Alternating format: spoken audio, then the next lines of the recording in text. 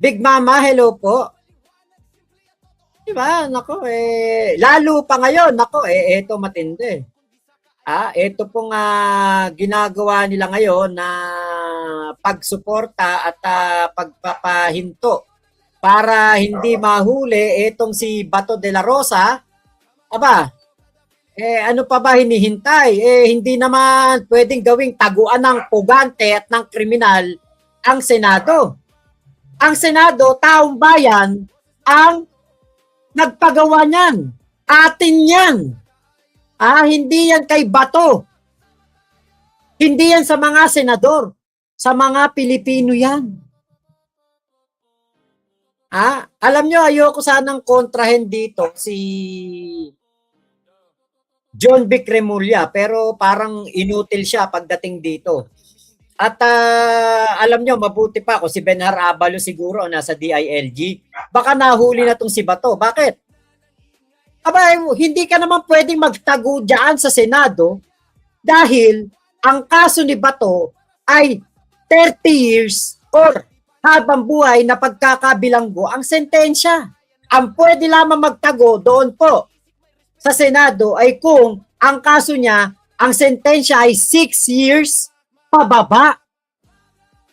Pero Ate Cynthia, ang kaso ni Bato de la Rosa na crime against humanity, aba, karumal-dumal po yan. Di ba napakatapang nga niya nung panahon na si Digong ang presidente? Napakarami nilang pinagurgur. Sunod-sunuran itong si Bato de la Rosa kay Digong. O ngayon, kaya ka bang ipagtanggol ni Digong? Hindi. Ito pa ang paliwanag ni Bato dyan. Bakit kayo naiyak, sir? Bakit po kayo naiyak? Tao lang ako. Hindi ako robot. Hindi ako makina. Tao lang ako. May appeal is sincere to the President.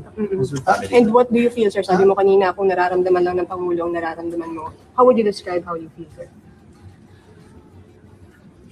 Very low. The lowest point of my life. Ikaw ba naman? Nagtrabaho ka ng gusto na, upset. Yung aking servisyo talaga. Yung ideals ng PMA, courage, integrity, and loyalty, isinasabuhay ko yan. Lahat ginawa ko. Tapos, ngayon, ganito mangyari sa akin.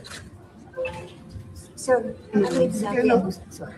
Ano po ang gusto niyo gawin ng Pangulo sa akin, sir, at this point in time? Huwag niya akong ipadala sa galing. Yun lang naman.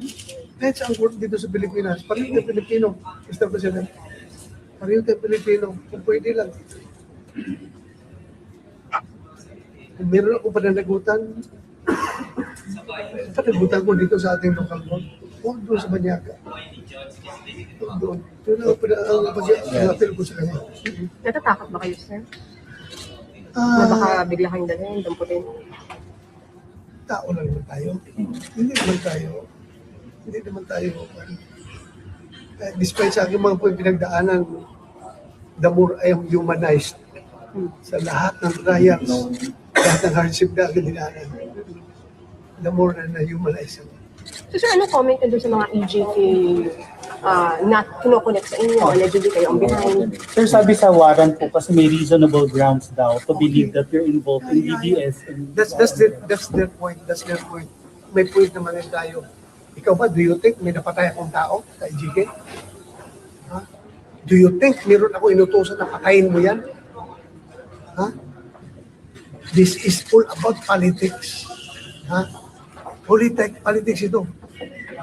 Yung Trillanes na galit sa mga Duterte, yung mga makakaliwa, na galit sa pagtira ng Duterte sa mga komunista, at yung Sakim na Martin Romualdez na gusto maging presidente ng Pilipinas, sila ang nag-coordinate itong lahat para pabagsakin ng mga Duterte.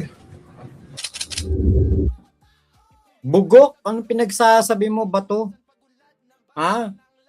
Huwag mong ilihis. Ang kaya ka inuhuli dahil meron kang warrant of arrest sa crime against humanity na ginawa nyo ni Digong. Naging sunod-sunuran ka kay Digong. Sabi mo, hindi ka robot. Pero nung panahon ni Digong, para kang robot. Lahat ng gawin iutos ni Digong, gagawin mo. Hindi ka nga robot ngayon, pero nung panahon ni Digong, napakaraming nagurgur. Eh buti sana kung mga drugista talaga yung mga nagurgur nung panahon ni Digong. Eh may mga nadamay na mga inosente. Bakit kailangan may madamay na mga inosente? Dahil merong reward system. Para makakota ang PNP noon, kahit sino na lang na makita, maispatan, na mukhang gumagamit, kahit naman hindi adik, ginugurgur. Para sabihin na meron silang accomplishment. Tataniman ng powdery white substance yung tao na nagurgur para sabihin na ito ay lehitimong operasyon. Kaya wag kami, Senator Bato. Tama. Tao ka lang. Hindi ka robot. Totoo yun, Senator Bato. Naniniwala kami sa'yo. Kaya nga hindi ka robot di ba? Kaya dapat kang managot. Tao ka. Kasi kung robot ka lang, sinira ka na namin. Buhusan ka lang namin tubig, wala na. Mag-short circuit ka na. Pero dahil tao ka, at ikaw ay isang tao na senador, mataas ang iyong katungkulan sa Pilipinas at meron kang mga kaalyado sa gobyerno, hindi ka karapat-dapat litisin dito sa ating bansa. Doon ka sa sa dahig. Samahan mo si Digong, ipagtimpla mo ng kape. Pagluto mo ng balbakwa. Pagsilbihan mo yung ginawa mong Panginoon nung siya ang presidente. Yan ang napapala, 'di ba? Mas nakinig ka kasi kay Digong kaysa sa konsensya mo. Ngayon, tingin mo ba makokonsensya kami? Pag makita ka naming dinadala ka sa dahig? Hindi. Maliligayahan kami. Masisiyahan kami. Matutuwa kami. Dahil ang isang alipores ni Digong na napakasama, dinala doon sa dahig at mabibigyan na ng hustisya ang mga taga EJK victims. User wetland. O sige, sampahan natin ang demanda dito si Bato de la Rosa. Paano pag nanalo si Sara sa 2028? Acquit. Ganun lang yun. Ganun lang kadali yun. Kaya user wetland, wag kang bobo dito. Alam na namin kung ano galawan ng mga DDS. Nung panahon ni Digong, kinasuhan ng rape si Kibulok doon sa Davao City dahil meron siyang ni-rape na isa niyang pastoral. Ano nangyari? Binasura yung kaso. Dalawa pa. Bakit binasura? Biruin mo ba naman? Spiritual advisor ni Digonggong ang isang pastor Kibulok. Di kaya talagang ano yan. Talaga mababasura lang. Kuya Joel Official, balingbing daw ako. Bobo! Kailan ako naging Duterte supporter? Tanga! Puro kayo mga bobo, mga DDS. Hindi yan Bato, dagayan, ang bilis ko maripas. Nagkandara pa nga Tapos pagdating ng plenaryo, sabi niya, hinabol ako ng NBI. Hini-wrestling ako. Kita-kita dong sa CCTV, siya lang mag-isa inadapa. Ate Cynthia, ayan kasunod niyan si Bongo. Diba? I-abolish ang Senado, tama, opo. Okay, iniisip ko nga di nakasama sa gurgur. Dapat buwagin na lang Senate kasi pabor lang sa isang tao, hindi sa taong bayan. Tama po. Red Puson, galing talaga ni De La Rosa pang Oscar Award. Work din pag may time, hindi puro absent. Noong nakaraan, ayaw pumasok. Ngayon naman, ayaw umuwi. Ate Machamochi, meron kang napatay. Under mo nga dati kong jowa Thomas Carpio, sunod-sunuran yan kay Digong, kaya dapat sumunod na siya sa dahig. Ate Matcha Mochi, ano akala mo kay PBBM? Utak digong na napakikilaman lahat maski labag sa batas? Takot ka pala, hamon ka ng hamon, buwisit kang kalbo ka. Gloria Marquez, hello po. Ayan, salute ako kay Senator Trillanes, siya mismo pumunta dun eh. Oo, tapang. Ha? Timatcha Mochi, magandang gabi sa lahat ng dumarating upang makinig at manood. Pera lang sa mga bobong naniniwala pa sa poon nilang karton. Huwag na silang umasa makakauwi pa si Digong na buhay. Mahabang sentensya ang nag-aabang sa kanya. Tama po yan. Pwede din, tay, karton ka na lang. Nako. Yan nga, Timatcha, siya pinaka-worst vice president eh. Tama, Kuya Gary ka ba? Worst talaga. Bobo Richard. Sino sinasabihan mo? Ako? Bakit? Hindi mo ba alam yung kaso ni Bato karumal-dumal? 30 years pataas. Ang sentensya. Ang pwedeng protektahan ng Senado ay yung 6 years lang pababa ang sentensya. O kayo ang bobo, kayo ang mga tanga, kayo mga walang alam sa batas. Kuya Henry, ayan ako, ang daming sisipain ni Kuya Henry diyan. Elisa Bitong, hello po. Edna Wong, si Robin Pakit Pasikat nakisakay sa fame ni Bato. Tama. June Takuya, nagmamakaawa ka ngayon noong panahon nyo. Nagmamakaawa ang biktima nyo dahil may exam pa kinabukasan, hindi nyo pinagbigyan. Tama.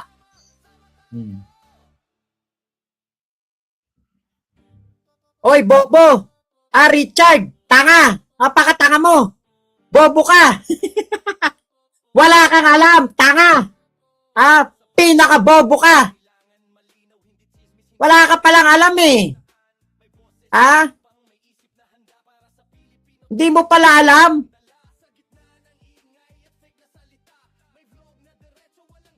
Wala kang kaalam-alam. Palibasa, kadarating mo lang dito, feeling mo, ikaw na magaling. Akala mo, kayang-kaya mo akong daragin. Hindi mo ba alam yung RA 9851? Section 17. Maaaring idirektang isuko ng mga otoridad sa Pilipinas ang akusado sa ICC dahil ang ICC ay isang international tribunal at hindi banyagang estado. O bakit hindi alam yan ng mga bobong Duterte Black?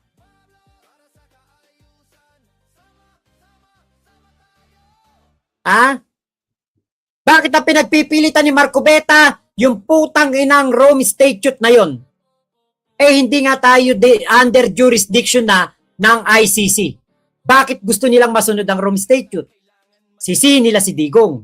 Umalis tayo sa ICC. Kung tayo hindi umalis sa ICC, dahil akala ni Digong, pag umalis tayo ng ICC, hindi na siya mahuhuli. Hindi niya alam, mas lalong mapapadali siya mahuli. Dahil hindi na dadaan sa proseso dito sa bansa natin. Bakit? We are not under ICC jurisdiction. Wala nang Rome Statute. Sisihin nila si Digong. Ba't siya umalis?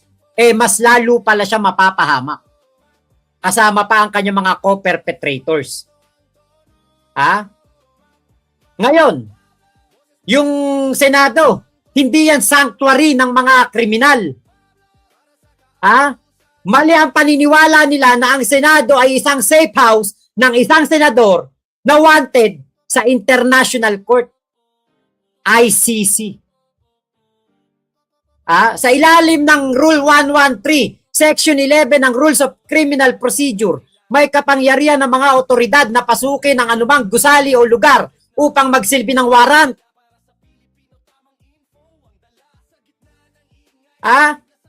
Huwag kang bobo. At yung parliamentary immunity na sinasabi, sa ilalim ng Article 6, Section 11, ng ating konstitusyon, ang immunity ng mga mambabatas ay para lamang sa mga kasong may parusang 6 na taon pababa. Hindi mo kasi alam kung gaano kabigat ang kaso na crime against humanity. Dahil si Digong at si Bato lang ang may kayang gumawa niyan. Hindi mo alam yun.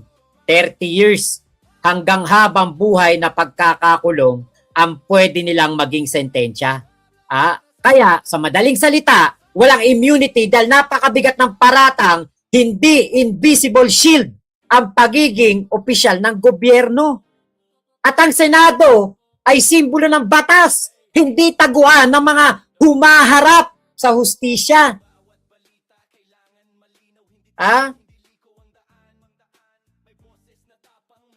Bakit nila ginawa yung Resolution number 44 para protektahan si Bato? Pero kung tutuusin, walang gana yan. Hindi yan valid. Bakit? Hindi ka pwedeng gumawa ng basta na lamang resolution para protektahan ang iyong kasama sa Senado na pinaghahanap ng batas.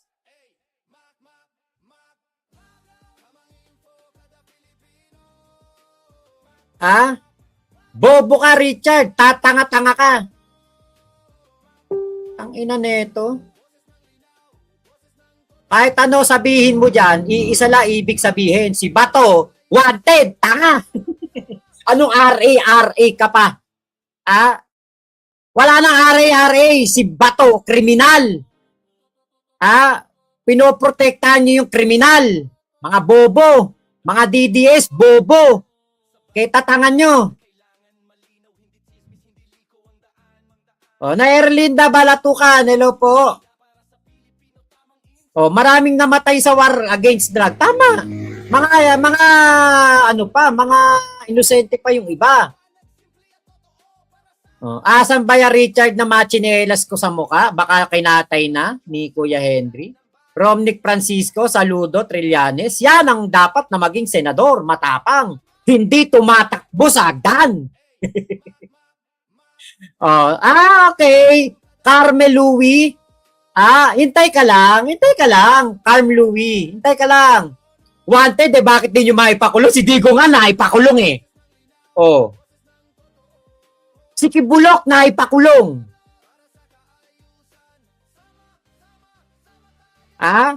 Baka mamaya, si Bato, dinadalhan na ng tangke ng SWAT saka ng PNP.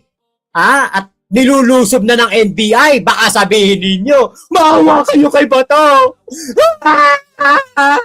PBBM, maawa ka kay Bato. Baka ganyan ang iyak nyo. Kung tutusin, maraming pwedeng isang pangkaso sa mga vlogger na katulad nyo. Katulad ng illegal vlogging. Pagsasabi ng katotohanan. Bobo ka nga. Yes, unfair naman kay Digong. Diba? Odette Savage, unfair naman kay Digong yun. Biruin mo, katuwang niya si Bato sa pagpapatupad ng war on drugs. Tapos si Digong lang nakakulong. Diba unfair kay Digong yun? Romnick Francisco, sana i-abolish yung Senado. Sana nga, yun na yan eh. Palabasin muna yung yung mga senador ng Pilipino, tapos saka bagsakan ng bomba. Kaya lang swerte pa rin to mga senador na to kasi tayo ay umaano pa rin tayo eh. Sumusunod pa rin tayo sa batas. Yan ang mahirap eh. Tayong mga pro-government, sumusunod sa batas. Pero ang mga pro-Duterte, lumalabag sa batas, okay lang. Diba? Walang problema. Ngayon, puntahan natin tong issue.